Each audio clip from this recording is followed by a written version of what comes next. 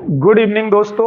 आज हम पढ़ने जा रहे हैं साइज बेस्ड कंप्यूटर। अभी तक हमने पढ़ा था एप्लीकेशंस कंप्यूटर। एप्लीकेशंस कंप्यूटर में हमने 3 कंप्यूटर पढ़े हैं, एनालॉग, डिजिटल और हाइब्रिड।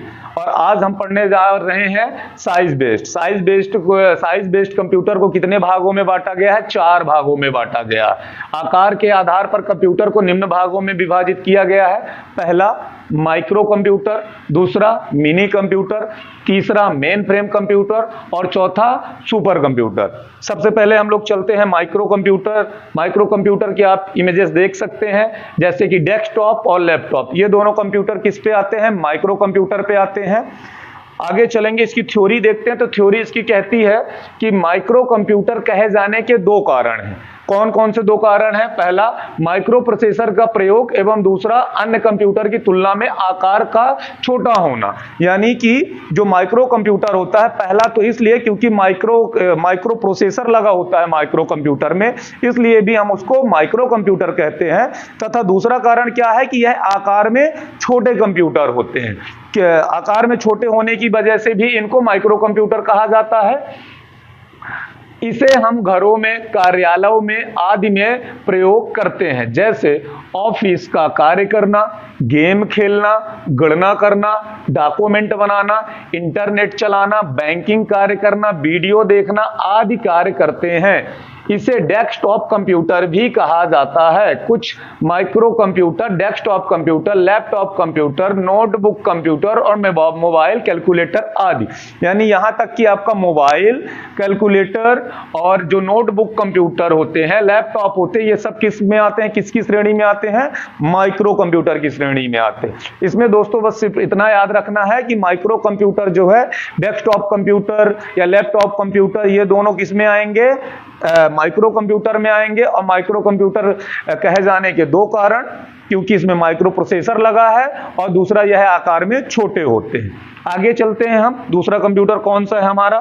मिनी कंप्यूटर है। मिनी कंप्यूटर की इमेजेस आप देख सकते हैं किस तरह से होते हैं। डेफिनेट ये जो है आप देख रहे होंगे तो ये आपको पक्का पता चल रहा होगा कि जो हमारा माइक्रो कंप्यूटर है उससे तो बड़ा ही है मिनी कंप्यूटर। यानी अगर आपसे कभी कोई डिफरेंस पूछ ले कि माइक्रो कंप्यूटर से बड़ा मिनी कंप्यूटर होता है या मिनी कंप्यूटर से बड़ा माइक्रो कंप्यूटर, तो आप बड़े आसान तरीके से उसका जवाब दे सकते हैं कि मिनी कंप्यूटर माइक्रो कंप्यूटर से बड़े होते हैं। इमेजेस में भी आप देख सकते हैं। आगे बढ़ते हैं इसकी थ्योरी में। यह कंप्यूटर आकार में माइक्रो कंप्यूटर से बड़े होते हैं, लिखा भी हुआ है, तथा मेन फ्रेम कंप्यूटर से छोटे होते हैं। इनका प्रयोग कंपनियों में छोटे सर्वर बनाने के लिए किया जाता है। इसका उपयोग call centre, bank, database management, business transaction आदि कार्यों के लिए किया जाता है।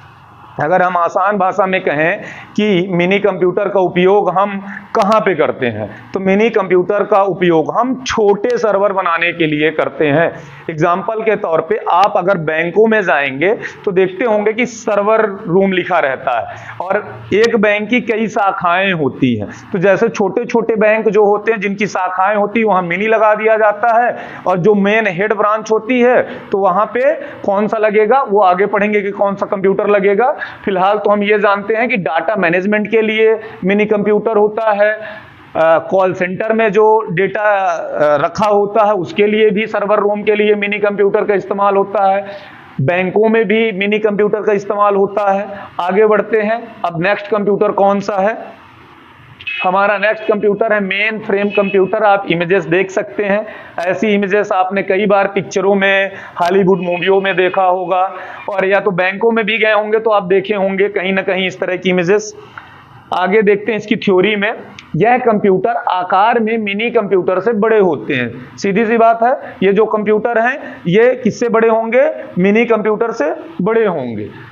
सुपर कंप्यूटर से छोटे होते हैं, यानी जो अगला कंप्यूटर है हमारा वो सुपर कंप्यूटर है। तो सुपर कंप्यूटर से मेन फ्रेम कंप्यूटर क्या होता है? छोटा होता है। इन कंप्यूटरों में डेटा प्रोसेसिंग क्षमता अधिक होती है, यानी जो मेन फ्रेम कंप्यूटर है उसकी जो प्रोसेसिंग क्षमता है प्रोसेस करने की, वो काफी तेज होती है। किससे? माइक्रो कंप्यूटर और मिनी कंप्यूटर से। इन दोनों से इसकी क्षमता क्या होती है? डेटा प्रोसेसिंग की अधिक होती है। इसलिए इनका प्रयोग कंपनी में बड़े सर्वर में किया जाता है, यानी जो बड़ी बड़ी मल्टीनेशनल कंपनियां होती हैं उन कंपनियों में सर्वर के रूप में इस कंप्यूटर का इस्तेमाल किया जाता है बड़े से डेटाबेस को स्टोर करने में, तैयार करने में। इनका उपयोग भुगतान का ब्यौरा रखना, कर्मचारियों का भुगतान करना, बैंक, रेलवे आरक्षण आदि कार्यों में।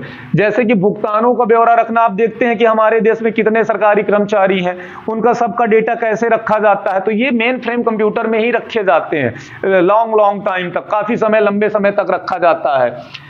बैंक में देखिए, बैंक का यहां भी उल्लेख किया गया है। आपने पिछली बार मिनी कंप्यूटर में ही बैंक का उल्लेख देखा कि मिनी कंप्यूटर में भी बैंक का इस्तेमाल होता है। तो जैसा मैंने बताया कि जो बैंक होते हैं, तो बैंक की जो ब्रांचेस होती हैं छोटी छोटी, वहां मिनी कंप्यूटर लगा दिए जाते हैं। लेकिन जो हेड ब्रांच होती है, जो हेड ब्रांच, जो मेन ब्रांच होती है बैंकों की, वहां पे क्या, मेन फ्रेम कंप्यूटर लगाया जाता है। क्योंकि आप देखते हैं कि 6 महीने, 8 महीने या सालों का जाके आप वहां पे ट्रांजैक्शन निकलवाते हैं, जाते हैं जब बैंक में कि हमको भैया 6 महीने का ट्रांजैक्शन देखना है हमारा कि क्या रहा है, तो उसमें देखते हैं आपको सब पूरा डेटा मिल जाता है। तो वो डेटा कहाँ स्टोर होता है, वो मेन फ्रेम कंप्यूटर में ही रखा जाता है, तब जाके आपको आसानी से उसका रिकॉर्ड मिल पाता है। चलिए आगे देखते हैं हमारा आगे कौन सा कंप्यूटर है। तो आगे जो हमारा कंप्यूटर है वो है सुपर कंप्यूटर। सुपर कंप्यूटर आप सबने ही देखा होगा, मतलब प्रत्यक्ष रूप से जाके नहीं देखा होगा, लेकिन टीवी में जरूर देखा होगा, हॉलीवुड मूवियों में। एग्जाम्पल के तौर पर बॉलीवुड मूवी की बात करें तो ऋतिक रोशन की जो मूवी आई थी, आप लोगों ने देखा होगा, उसमें जरूर ऐसे कंप्यूटर देखे थे आपने। यहाँ पे देख सकते हैं कंप्यूटरों का, ये एक सुपर कंप्यूटर देख लीजिए कैसे दीवार में चल रहा है। परम कंप्यूटर जो है तो हमारे भारत देश का है। परम कंप्यूटर की भी देखिए यहाँ पे इमेजेस आपको दिख रही है। Known this history of India first super computer, लिखा भी है इसमें कि परम जो है ना, परम जो है तो फर्स्ट सुपर कंप्यूटर है हमारे इंडिया का। यानी इंडिया का पहला सुपर कंप्यूटर कौन सा था, परम सुपर कंप्यूटर था। यहाँ लिखा भी गया, उसी की मैंने इमेज लगाई है। ये दोनों इमेज हम देख सकते हैं कि सुपर कंप्यूटर किस तरह से होता है। अब हम इसकी थ्योरी में चलते हैं कि सुपर कंप्यूटर क्या है, कौन इस्तेमाल करता है, कैसे होते हैं। अब ये देखिए सुपर कंप्यूटर, यह कंप्यूटर आकार में सबसे बड़े, यानी ये माइक्रो, मिनी और मेन फ्रेम तीनों कंप्यूटर से बड़े होते हैं। यानी सबसे बड़े कंप्यूटरों में अगर कंप्यूटर की बात करेंगे तो सबसे बड़ा कंप्यूटर सुपर कंप्यूटर होता है। यह कंप्यूटर आकार में सबसे बड़े एवं अधिक शक्तिशाली व क्षमता वाले होते हैं। यानी बड़ा कंप्यूटर है, इसमें शक्तिशाली मतलब इसमें डाटा की प्रोसेस करने की क्षमता और डेटा को स्टोर करने की क्षमता इसमें ज्यादा होती है। इसमें एक से अधिक सीपीयू लगाए जा सकते हैं, यानी यहाँ पे हम एक से अधिक भी सीपीयू लगा सकते हैं सुपर कंप्यूटर में। एवं एक से अधिक व्यक्ति एक साथ कार्य कर सकते हैं। यानी आप लोग देखते होंगे कि अगर मूवियों में देखा होगा आपने कि वैज्ञानिक जो है ना सुपर कंप्यूटर में एक नहीं कई सारे लगे रहते, काम करते रहते हैं। यानी सुपर कंप्यूटर में एक से अधिक सीपीयू हो सकते हैं और एक से अधिक व्यक्ति हो सकते हैं जो काम करने वाले हैं। इस प्रकार के कंप्यूटर सबसे महंगे एवं सबसे तेज गति के होते हैं। भैया अब सुपर कंप्यूटर है तो महंगा तो आएगा ही, ठीक है, और महंगे के साथ साथ क्या, इसकी स्पीड यानी इसकी प्रोसेसिंग बहुत तेज होती है। जो डाटा पर बहुत तेजी गति से प्रोसेस कर सकते हैं। इनका प्रयोग अंतरिक्ष की जानकारी, मौसम की जानकारी, परमाणु ऊर्जा अनुसंधान, वैज्ञानिक simulation, online gaming, Hollywood animation के निर्माण, वैज्ञानिक परमाणु हथियार, विस्फोट के प्रभाव का परीक्षण करने आदि क्षेत्रों में किया जाता है। तो भैया सुपर कंप्यूटर का पहला तो उपयोग कौन करते हैं, खासकर देखिए वैज्ञानिक इसका इस्तेमाल करते हैं, यानी अनुसंधान केंद्रों में किया जाता है इसका उपयोग।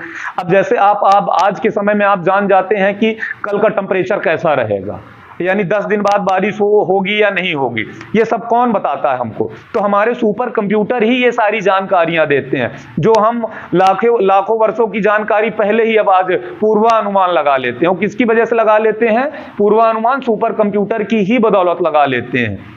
तो ये हमारे सुपर कंप्यूटर है, यानी सुपर कंप्यूटर को अनुसंधान केंद्रों में उपयोग किया जाता है। हॉलीवुड एनिमेशन के लिए किया जाता है। जो आप हॉलीवुड पिक्चर्स देखते हैं, इस तरह के एनिमेशन आजकल आते हैं, वो सारे एनिमेशन किसके, सुपर कंप्यूटर के द्वारा बनाए जाते हैं। आप देखिए परमाणु हथियार विस्फोट, यानी आप इतनी बड़ी बड़ी मिसाइलें जो प्रयोग होती हैं, उपयोग होता है, इन पे खोज होती है, सब सुपर कंप्यूटर के माध्यम से किया जाता है। तो सुपर कंप्यूटर आपको समझ में आ गया होगा। आगे हम बढ़ते हैं, और क्या है इस पे। सुपर कंप्यूटर के बाद कुछ फैक्ट्स दिए हुए हैं, उन फैक्ट्स के बारे में हम लोग जान लेते हैं।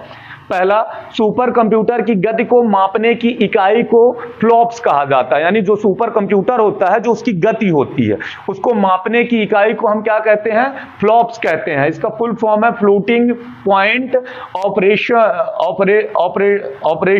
पर सेकंड कहा जाता है। यानी सुपर कंप्यूटर की गति को मापने की इकाई को फ्लॉप्स कहा जाता है, जिसका फुल फॉर्म होता है फ्लोटिंग पॉइंट ऑपरेशन पर सेकंड। ये नापने की इकाई है इसकी स्पीड की, सुपर कंप्यूटर की गति की। ये क्वेश्चन हमेशा कंपटीशन के क्वेश्चनों में पूछा जाता है, इसलिए आपको ये जानना जरूरी है। दूसरा पॉइंट है, सुपर कंप्यूटर के जनक सीमोर क्रे को माना जाता है। यानी जिस तरह से कि जैसे कि कंप्यूटर के जनक को चार्ल्स बेबेज कहा जाता है, उसी तरह जो सुपर कंप्यूटर का निर्माण करता है, तो वो किसको मान लिया गया है, सीमोर क्रे को मान लिया गया है।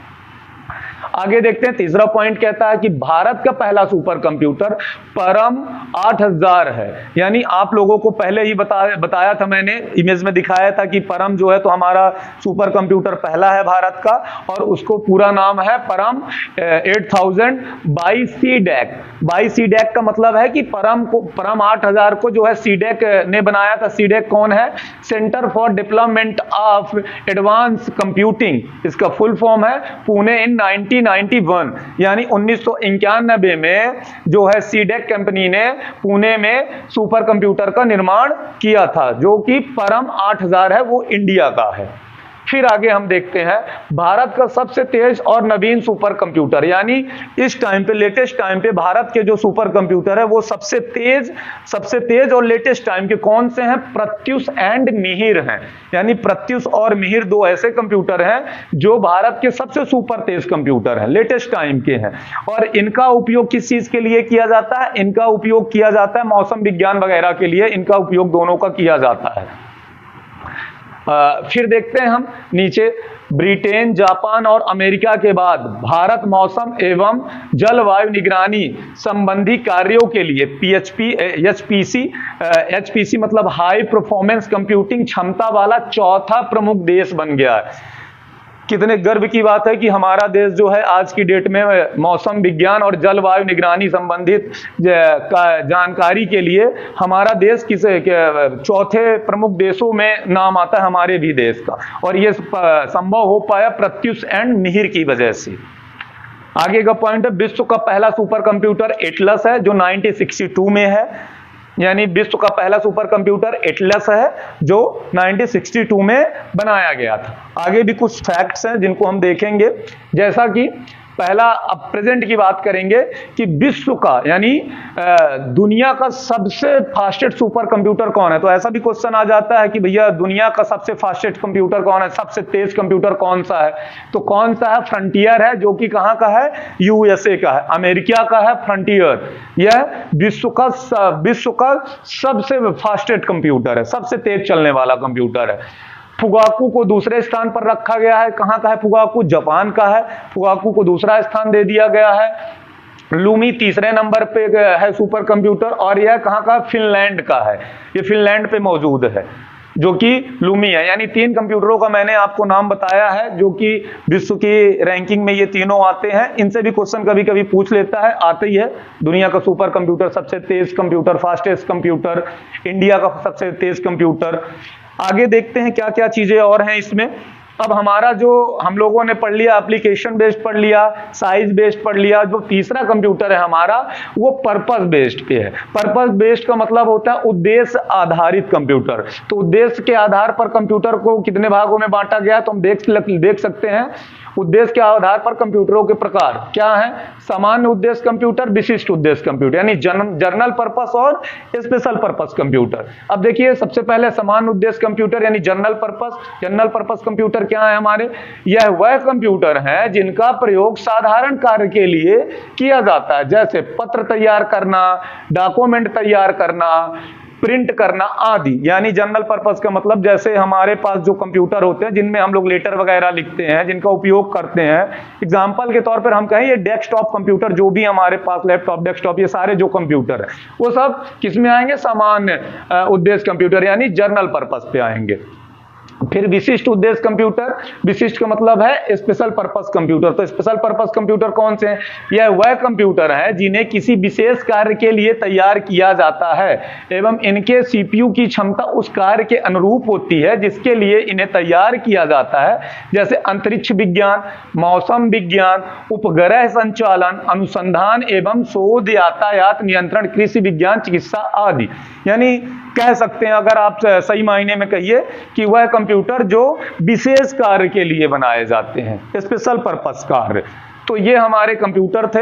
हम लोगों ने तीनों कंप्यूटर के बारे में अच्छे से जाना है। उम्मीद है आप लोगों को पसंद आया होगा और समझ में आया होगा कि मैंने जो भी बताया है सही जानकारी दी है आपको। और यहां से हमारा ये चैप्टर क्लोज हो जाता है। जय हिंद, जय भारत, धन्यवाद, वंदे मातरम।